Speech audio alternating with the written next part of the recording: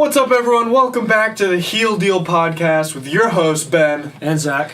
And today we have a great show for you guys, but first we have an extra special guest, our buddy Ryan, super knowledgeable in all things basketball and sports in general. Thanks for being on the show, Ryan. No, thank you guys for having me. I'm looking forward to it. Yeah, we got a super packed show. We're recording this a mere 45 minutes after Selection Sunday, so we're going to give you guys our takes on everything NCAA Tournament. But as always, the rundown. So UNC's baseball team, they got a win against Gardner-Webb, UNC Wilmington, 2 wins against Miami, as well as a loss at the end of that Miami series. They're sitting at 16-5 overall, so still going strong.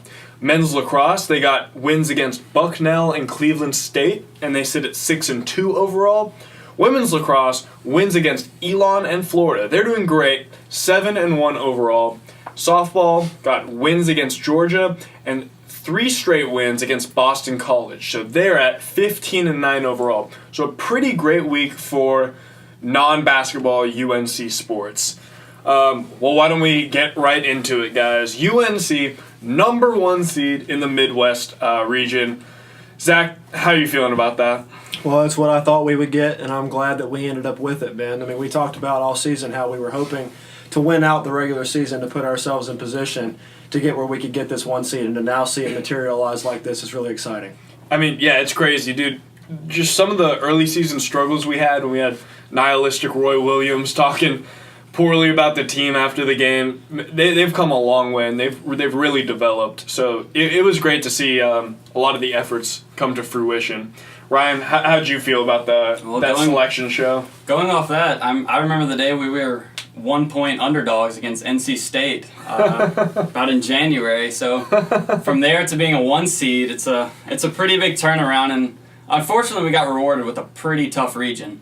Man, yeah, I mean, we're going to get into that a bunch, but right now UNC is slated to play Iona in the first round, and then either Utah State or Washington in the second round. So, guys, what do we know about Iona? Well, first of all, Iona is the 16th seed, so naturally that means they are one of the last 4 teams as far as ranking in this tournament, so you don't expect them to do too much. As far as Iona's team, they're 16-15 on the season as far as their record is concerned. Their leading scorer is a guy named E.J. Crawford, who averages about 17.9 points per game, shoots 50% from the field as well, so a really good scorer. I think, overall though, Ben, this looks like a 16 seed. And I don't see anything from them that really worries me. But Ryan, what do you think about Iona whenever you look at them? UNC should be pretty embarrassed if they lose to Iona. Cough, Virginia. True. I mean, Iona's probably going to try to run with us. They're 45th ranked tempo team by Ken Pomeroy rankings. So they'll try to keep up with us. They have a decent offense, you could say, for a mid-major school, but they just get absolutely torn to shreds by teams defensively. They are just horrible. 275 out of 353 in the country is not NCAA caliber. Wow. Have they played any teams in the tournament, or just any teams similar to UNC? Well, the 3 toughest teams, Ben, that they've played in the tournament, or not the tournament, but the season rather, are Yale, Princeton, and VCU, all of which they lost. Playing some smarty pants schools there. Yeah, well, specifically to VCU, which is the highest ranked team of those 3 that I mentioned. Yeah, VCU made it in the tournament. Yeah, correct? they're an 8 seed, and they got plastered by VCU when they played them. So really not a whole lot of teams for us to look at that are relatable to Carolina playing. They're not playing nearly the talent, the competition we are. The few teams that we would play maybe early in the season as out-of-conference gimmies, or the kind of teams that they look at as their toughest teams. So it's all relative, but I think, like kind of what Ryan said, that, this is not going to be something that if UNC loses, it'll be embarrassing. It'll be embarrassing. Yeah. So do you see the Tar Heels running up the score? You think we score 100 or more first round, really set the tone for the tournament? I feel like we could. I don't feel like we will in the end. I feel like Roy will not try to put in his starters if we do get up by a sizable margin late in the game. I mean, considering that the gauntlet that UNC is going to have to go through if they want to make the Final Four. But before we get too deep into the Midwest region, Utah State or Washington. Those are two teams we would play in the second round. Do either of those teams stand out as a threat? I don't know about you, Ryan, but I think Utah State's the team in that between those two that look more dangerous. And mainly the thing I look at there is Washington being in the Pac-12, and we make fun of the Pac-12 and the West Coast Conference and stuff like that all the time just because of their geographical location, but really that conference is really weak. And I see Utah State as kind of a hot team right now, and I think they'll probably win that first game. Yeah, I know they like to push the pace, so it'd be an interesting matchup between two teams that really like to take it down the court fast. But yeah, so hopefully we can get to the Sweet 16 without too many issues, but that's when we're going to start facing some of the real tough teams that we have in our region. So for the Midwest region, our number 2 seed is Kentucky, number 3 Houston, number 4 Kansas, and number 5 Auburn. All very, very strong teams in their own regard. Ryan, I know you weren't super stoked when our region was announced. Yeah. Oh, so this could be tough. But looking at our region, who do you think is the biggest threat? I mean, the obvious answer is Kentucky here, and they are a matchup problem for pretty much anybody. They can do it all. I mean, P.J. Washington is one of the best players in the country. Tyler Hero can shoot it with the best of them. I think I heard a stat that he's only missed 1 free throw since December, which is absolutely ridiculous. He's just fire from 3. Keldon Johnson's a lottery pick, and I mean, yeah, they're a scary team to play. Yeah, I guess the only real thing we have going for us is that we wouldn't play them till the Elite 8. Yeah. We'd have, but right now, like, we could play Auburn or Kansas. There's some dangerous teams. We could be playing number 4 or 4th seed Kansas in Kansas City, right? Which just seems like an unlucky draw for the Tar Heels. Yeah, but we were talking a little bit about this off air too. But 3 blue bloods in this one bracket with Carolina, Kansas, and Kentucky in this. And Ryan mentioned Kentucky, and I think he's right in saying that they're the biggest threat. But also the fact that Kansas is in there as a 4 seed worries me too, because that's a team, that's a program you cannot look by, regardless of what they had happen to them in the regular season. They've been dealing with injury too, so you never know what's going to happen with that. And also Auburn being the 5 seed, that's a really serviceable team. But shoot, you got Wofford, University of Houston. Like there's some mid-major teams that could be a legitimate threat. Like I'm very interested to see that game. In the second round, assuming Kentucky and Wofford move on, that could be a very interesting team. A team that we beat early in the season, but Wofford had a great season. And Seton Hall, I don't think we can look over them. They actually beat Kentucky earlier in the season. That was when Seton Hall was really on the outside looking in, but they took it to Kentucky that one day and pulled off a huge upset, so I don't think we can rule them out either. I mean, the selection committee says they don't like storylines, but just having a potential matchup with Kansas, having a rematch against Kentucky, not only a rematch from this season, the Tar Heels trying to avenge their loss, but of course the rematch from the 2017 National Championship season where Luke May hit that shot. They're gonna want some revenge, and that might come in the Elite 8. Yeah, the committee would love to see us play Kansas in Kansas City first, and then immediately after play Kentucky as our ticket to the Final Four. They would love that. There's a dang scenario where we got to play Kansas, then Kentucky, then Virginia, and then Duke potentially if we wanted to win a national championship. Yeah. I mean, that's very unlikely to happen, but. Man, it's going to be a stressful month. To be honest, I'm a little more worried about Auburn than I am of Kansas, honestly. Kansas is, I mean, they were awesome earlier in the year. They were beating people left and right, ranked teams, Tennessee, Michigan State, it didn't matter. They were awesome. LeGerald Vick, we don't know what happened to him about midway through the season, but he's no longer with the team. Center Udoka Azubuike, he is no longer there, and out with an Achilles injury, I believe, for the year. Auburn has been fired down the stretch with, and this is a little interesting thing that I just realized is Auburn has a small guard, Jared Harper, and UNC remembers playing a small guard earlier, just a few weeks ago. That what's his first name? You're talking about Chris Likes? Yeah, is it Chris Likes? Yeah, Likes lit us up, and Harper is like a better version of Likes.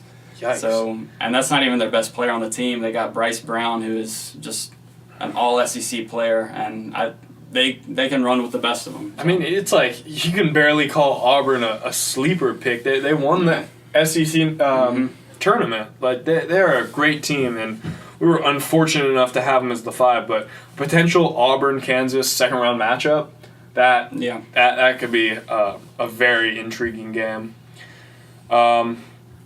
But now let's take a look at some of the other regions, guys. What are some of your takes on the East? So Duke, the number 1 overall seed in the country, gets placed in the East with LSU as the 3 seed. Michigan State is the 2 seed. Got some ACC teams in there. Virginia Tech is the 4. Louisville is the 7. What's your take on that, Rhett? Well, Duke has an easier draw than UNC does, I think, for sure. I was surprised that Mississippi State got a 5 seed. I did not think they were at that level. Virginia Tech is a big question mark for me. They beat Duke just a week ago. No Zion Williamson was there. He was not there. I just feel like that was by far Duke's worst game of the season. Yeah. But if Justin Robinson comes back for Virginia Tech, that is a team you really have to look out for because he is an absolute playmaker that was potentially going to win best point guard in the country before going down with an injury. Yeah, but I mean, just compared to the Midwest, what? Their 5th seed is Mississippi State. Our 5th seed is Auburn. Same conference, but just Auburn is a vastly superior team. I don't know. I'm not on the committee here, but I'm with Ryan on the idea that this is a tougher an easier bracket for Duke than it is maybe for UNC when we look at our bracket. But I'm glad we don't have to play Michigan State.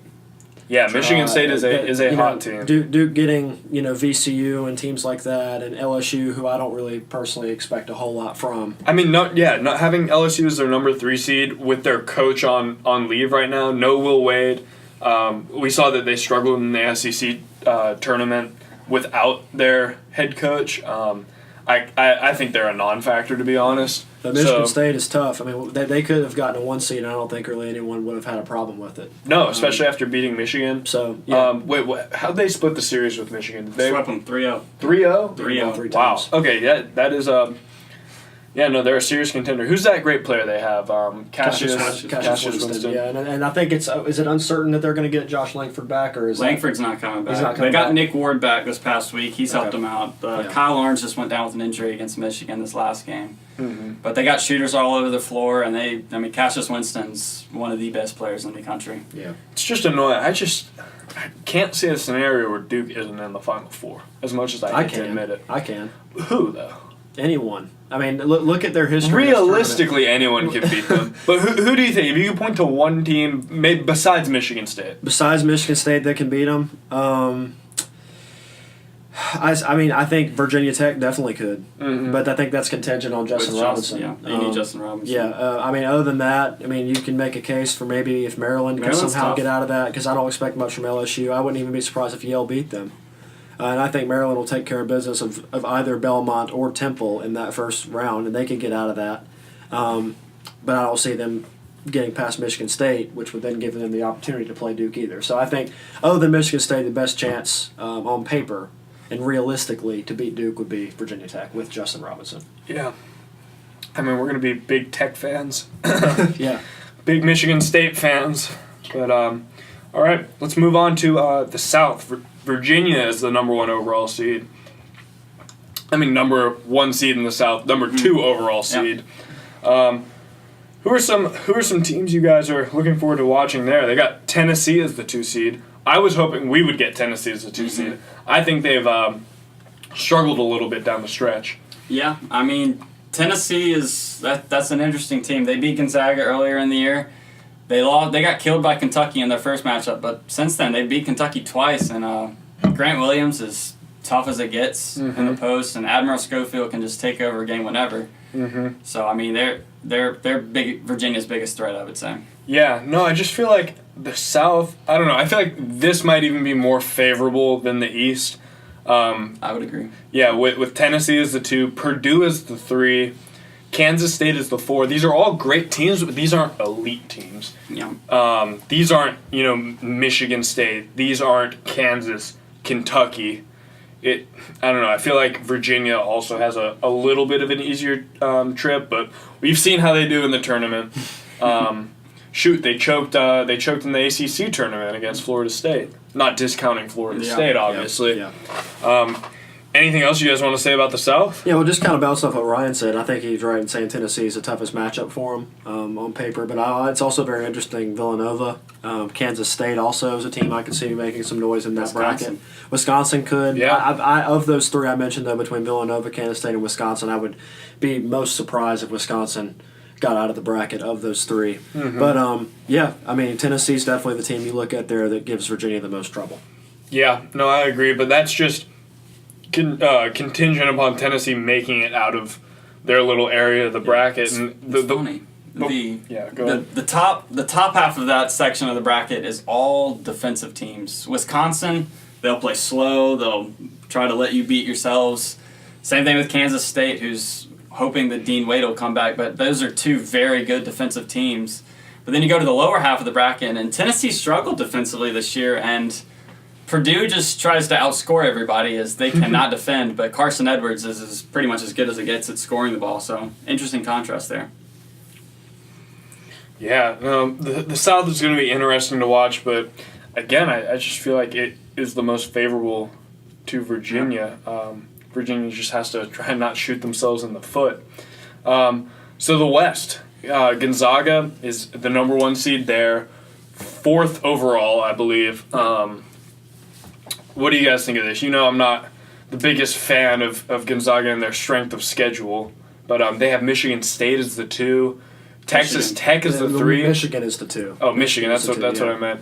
I mean, they got Marquette, Murray State, Florida State. I think this is the hardest region. What do you guys think? You go ahead. Yeah, and Ryan and I have talked a little bit about this anyway, but I think Gonzaga's for real.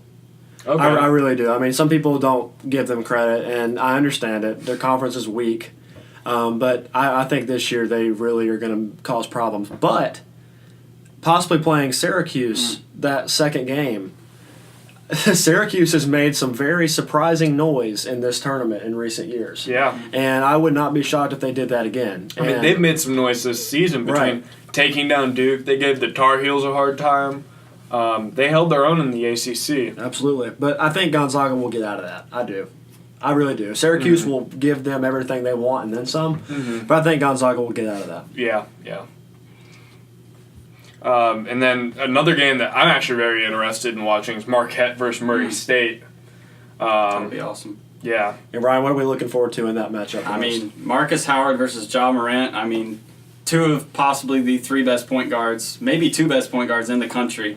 Very different players. Ja Morant is just an athletic freak, Russell Westbrook mold, and he can take over a game in every facet. And Marcus Howard struggled a little down the stretch, but towards the mid part of the season, he was going like 6 of 12 from 3, and he was just killing people. And then Marquette also has the Hauser twins, who are tall, possible NBA prospects that can knock down a 3 just as well as him. Mm-hmm. Yeah, if Gonzaga can make it out of this region, I will concede that they are for real. Between what you got, Florida State, who made it to the ACC championship game, upsetting Virginia. I think they're for real. Texas Tech has played great defense all season. Nevada can be a tough team. The strength of schedule questions in there. Same with Gonzaga.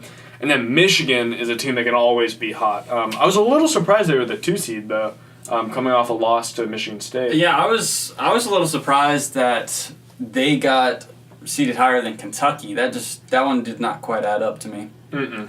I personally don't think that Nevada will get out of the first round. Really? Florida is a good one. I think Florida will beat them early, and if Nevada gets out of that, Michigan will probably beat Nevada really badly. Mm-hmm. Really badly. Their strength, I just don't think Nevada really has much. They've been ranked high all year, but look at their schedule. I honestly think last time I looked, things might have changed since then, but Nevada has not, and at that point was not going to play a single team that had been ranked at any point in this season. Not a ranked team. The only quadrant 1 team they've played all year is Utah State. Oh boy, what do you remember what happened that game? Well, they've played them in the tournament, and no, they didn't play them in the tournament. They played them twice. The first time Nevada beat them pretty well. The second time though, Utah State took it to them, and they split the series now. And Utah State went on to win the tournament. Well, Utah State's a team that's come on recently, don't you? Yeah, they've definitely come on more recently. Okay. Yeah, I really hope we don't catch them while they're hot. Yeah. Oh, maybe we'll have to pull for Washington, pull for the Pac-12. I would. This I next think that would be an easier game for us for yeah, sure. 100%. We'll have to be Husky fans that day. Yeah, but this is shaping up to be an awesome tournament. There are a lot of teams that can make noise, but do you guys see any sleeper teams, teams that people might not be paying too much attention to that might make a little bit of noise, might pull an upset or two? Yeah, I think there's teams in each one of the brackets that could do that, Ben. And starting with our bracket, the Midwest, I think Iowa State is a team that could do that. I see, as of late, they've won their conference. They've beaten people pretty handily. I think they could be a sleeper. Although they are a 6 seed, I think some people would be shocked if they got there. That's why I kind of define them as a sleeper. Yeah, I mean, the Cyclones, they won the Big 12 Yeah, they just won the conference tournament. That, I mean, that is no easy feat. Yeah, that's a tough conference sometimes, and it is this year. Out of the East, and then I'll pass this off, but out of the East, we touched on Virginia Tech, though. Yeah. And we're unsure about Justin Robinson's status, when he'll come back, what effect will he have after being absent for so long. But I'm telling you, if they get him back, they are an offensive firepower, man. And I think they could really make some noise. I got that. That's all contingent on him being back, but I think if they do get him back, that is a sleeper that people will be surprised to see come Final Four weekend. Yeah. Ryan, do you have any input on these sleeper teams? Going off the Midwest with Zach here, I mean, I'm still looking at Seton Hall. Wofford has been a really trendy pick probably for a sleeper team for this tournament, but they're going to have their work cut out against Seton Hall, who's really playing well right now. Miles Powell is just one of the toughest people to guard in the country, and their work is cut out for them. So is Kentucky's. Then for the East region, Louisville is, like, if they could just take off the last 5 or so minutes of the game, Louisville would have a much better record. But, I mean, if they can figure that out, I mean, that's a tough game for Michigan State. I mean, just in the games that I've watched them play, like, they are such a frustrating team. Yeah. It just seems like they're not playing up to their potential. I agree. Of course, they had that huge blown game against Duke. Yeah, we'll see. I'd say they got a favorable seed at 7. Yeah. They recently just hung with us in the tournament. Yeah, exactly. It wasn't until later in the second half until we kind of pushed away there. But they're tough. Look what they did to us earlier in the season, and we've talked about that extensively. Yeah, exactly. Yeah, a team I'm very interested to see. I really want to see that second round matchup, Syracuse against Gonzaga. Syracuse being a team prone to upsetting bigger programs. They have the pedigree as a program. I think that's going to be an interesting matchup, assuming that they can take down Baylor in the first round. Yeah, and Ben, while you're on the topic of the West, a sleeper team I see coming out of that, and again, you may argue this is not a sleeper team depending on from what perspective you look at it, but Florida State. I mean, the finals of the being ACC at the 4, tournament. I don't see them losing that first game to Vermont for any reason at all. I think they really could make some noise. I wouldn't be shocked if they got in and made it to the Elite 8 or even the Final 4. Yeah, I mean, so Florida State, if they beat Vermont, they'll play Marquette or Murray State, which are 2 mid-major teams that maybe aren't used to playing as big of a program as Florida State. So that could be an easier path for them. Then they'd meet up with Gonzaga, Syracuse, or Baylor. That could be a very interesting pick. Yeah, I think we're going to have a Florida State-Gonzaga Sweet 16 matchup. Okay, yeah. No, I really do. That's a bold prediction, but I can very easily see that happening. Well, now that we're off of sleeper teams, guys, we're going to go one by one and give our pre-tournament Final Four predictions. So the next time we record this episode, next Sunday, will be before the Sweet 16, correct? Yeah, we'll be wrapping up the round of 32 that Sunday. So then we'll be going into the Sweet 16 week. Yeah, so of course we're going to give some revised Final Four predictions, which will likely vastly differ from what we're about to give you guys. Here's what we think it's going to look like a few weeks from now. Zach, why don't you start? All right, well, I'll go bracket by bracket. I'll start with Carolina's bracket. I'm going to go with the Heels. And I know that's a popular pick, it being them the 1 seed and me being a Carolina fan and student. Mm-hmm. But I'm looking at the bracket. I think losing the ACC tournament to Duke, I think they've got time to think about things. They've got time to remotivate themselves, and I think we're ready to make a push here. Yeah. I think everything we've been doing has been building up to it. I like the Heels in that one to get the Final Four. As far as the East is concerned, obviously I dislike Duke, but I think but I really think Michigan State gets out of that. Wow. Okay. I think Michigan State gets out of that. I think they end up beating Duke in a close one to get to there. Mm-hmm. As far as the West is concerned, like I said, I think Gonzaga's for real. I don't think they're for real enough to get to the Final Four. Mm-hmm. I think they actually lose in the Sweet 16 to that hypothetical I told you about Florida State. Florida State will go on to be in the Final Four from that bracket. Wow. And then the South, final region here, I got Virginia. Mm-hmm. Mm-hmm. I know that's safe. They're the 1 seed, but last year they had the biggest fluke that anyone could ever think of in the sports world. Yeah. And I think they're motivated. I think they're angry. And they're going to go out and they're going to beat some teams pretty bad early. Mm-hmm. But I do think they'll get out of that bracket. It'll be tough, especially if they have to play someone like Tennessee, but I think they're going to get out of it. Okay, so you have Michigan State, Virginia, Florida State, and North Carolina. Carolina, yep. Yeah, no, that'd be 3 ACC teams. All right. Ryan? Okay, we'll start with the East region here. I'm going to differ from Zach on this one. I think that Duke will make it out of this region.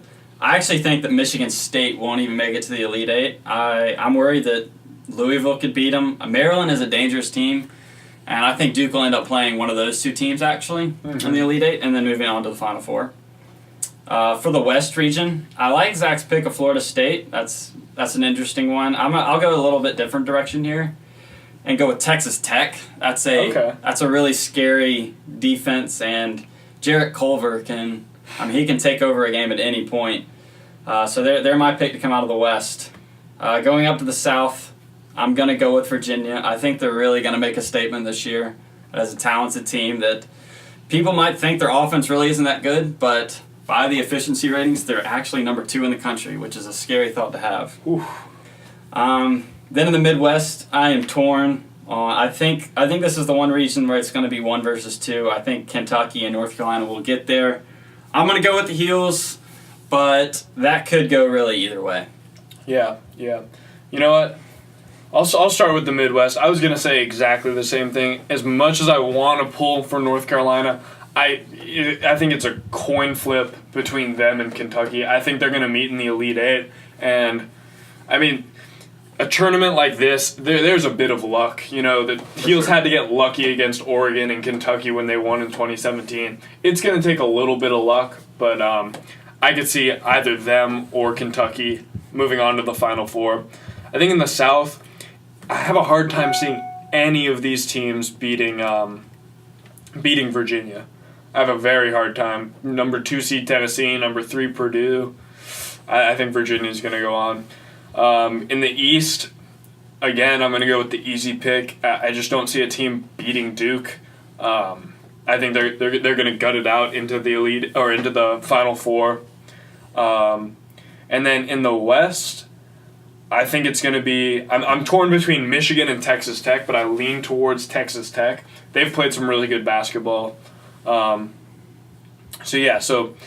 we'll see which of our picks are just immediately invalidated after the first round. Give it a few hours. Hopefully there'll be some really good upsets. But so those are our picks, guys. We'll give you the revised version, but just for the last couple minutes, I want to ask one question to you guys.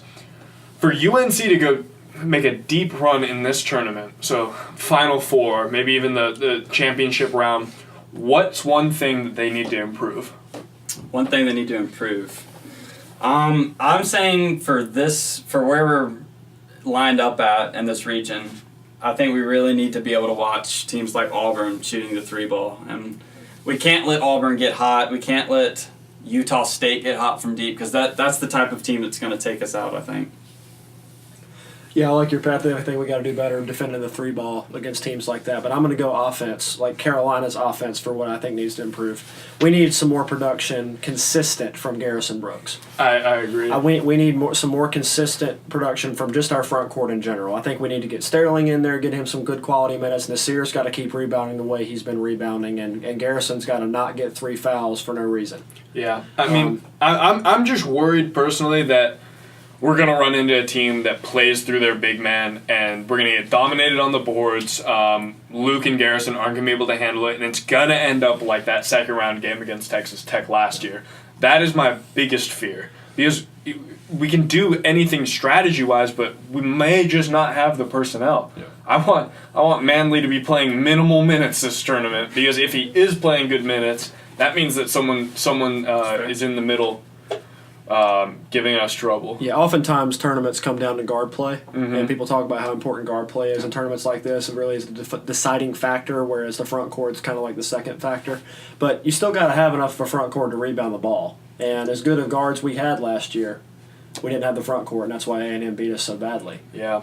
But Well, hopefully we can just avoid a game like that. But anyway, guys, that's the time we got for today. Ryan, thank you so much for joining us. Thank you guys for having me. thanks for Yeah. being on, man. Really excited. As always, guys, follow us on our Twitter at Heel Deal Podcast. Reach out to either Zach or I. We'll have a great. We'll keep you guys updated throughout the week. Love to interact with you guys. But yeah, as always, and especially right now, Zach. What do we always say? We can't forget about this right now, guys. Go to hell, Duke. Go to hell, Duke. See you guys next week.